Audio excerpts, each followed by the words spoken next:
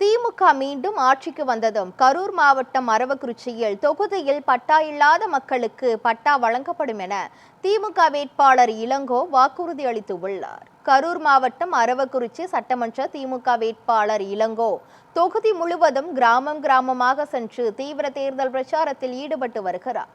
இந்த நிலையில் பரமத்தி ஊராட்சி ஒன்றியத்திற்குட்பட்ட ஒத்தக்கடை, காருடையம்பாளையம், குன்னம், நடுப்பாளையம் உள்ளிட்ட பகுதிகளில் பிரச்சாரம் மேற்கொண்டார். அப்போது திமுக மற்றும் கூட்டணி கட்சி நிர்வாகிகள் பலர் உடனிருந்தனர்.